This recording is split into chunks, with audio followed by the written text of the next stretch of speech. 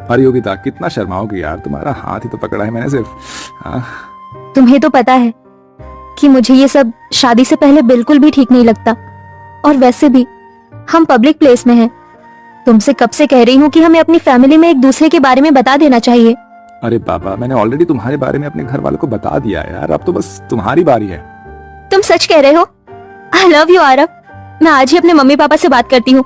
योगिता आरव एक दूसरे के साथ पिछले 2 सालों से रिलेशनशिप में थे। योगिता थोड़ी शर्मीली किस्म की लड़की थी, इसलिए आज तक उसने कभी भी आरव को ठीक से गले तक नहीं लगाया। दोनों ही एक दूसरे के बारे में अपने माता पिता से बात करते हैं और कुछ ही समय में उनकी शादी हो जाती है। आरव तेरी चॉइस तो बढ़िया है यार, अगर मैं भी तेरी जगह होता ना, तेरी जैसे जवान होता तो बिल्कुल योगिता बहू जैसी लड़की से ही शादी करता। अरे जैसे ही क्यों, मैं तो योगिता से ही शादी कर लेता।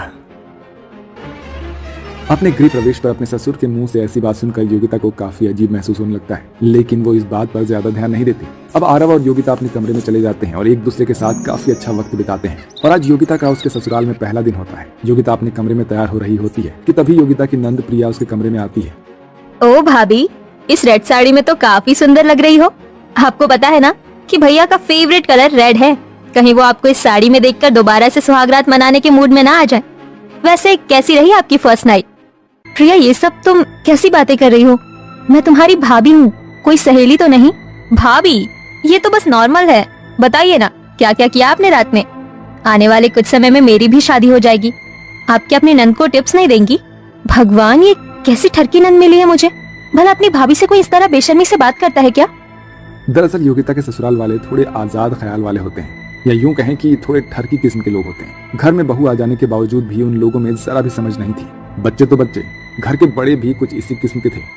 आज तो कुछ ज्यादा ही काम था घर में। एक काम करती हूँ, थोड़ी देर आराम कर लेती हूँ। घर का सारा काम खत्म करके योगिता अपने कमरे में आराम कर रही होती है कि तभी योगिता का देवर दिनेश बिना अपनी भाभी के कमरे का दरवाजा खटखटाए उसके कमरे में आ जाता है, जिसे देखकर योगिता अचानक से हिचकिचाते हुए घबरा कर उठती है। अरे दिनेश, तुम ऐसे अचानक कमरे में कैसे चले आए? तुम्हें दरवाजा खटखटा कर आना चाहिए था ना। भाभी, मैं कोई पराया मर्द थोड़ी ना हूँ, आपका देवर हूँ भाई है? और देवर तो भाई के समान होता है ना। वो तो मैं आपसे कहने आया था कि शाम को मेरे कुछ दोस्त आ रहे हैं, तो आप ना उनके लिए कुछ स्नैक्स वगैरह तैयार कर दीजिएगा। अपने ससुराल वालों की ऐसी हरकत योगिता को बिल्कुल भी पसंद नहीं आ रही होती है। ऐसे ही एक दिन, योगिता बहू, अब तो तुम्हारी शादी को काफी समय हो गया है, तो कब दादा दादी बना रही हो हमें? माँ जी, सामने ससुर जी बैठे हैं और आप उनके सामने ऐसी बातें कर रही हैं। तो क्या हुआ बहू, वैसे भी अमरावती बहू की माँ बनने की उम्र थोड़ी ना है, अभी तो उन्हें एंजॉय करना है। वैसे तुम एक दूसरे के साथ अच्छा वक्त बिता पाते हो ना। मेरा मतलब तुम्हारे बगल वाला कमरा ही हमारा है। वैसे कल रात तो तुम्हारे कमरे से बहुत आवाजें आ रही थी हैं? लगता है बहू बेटे में कुछ ज्यादा ही प्यार हो रहा है। अपने ससुर की ऐसी बातें सुनकर योगिता शर्म के मारे पानी पानी हो जाती है और भागती हुई अपने कमरे में चली जाती है। भगवान, ये कैसा ठरकी ससुराल मिला है मुझे। एक से एक ठरकी लोग हैं यहाँ पर। भला बहू से कोई ऐसी बात करता है? कहाँ फंस गई मैं इन लोगों के बीच में।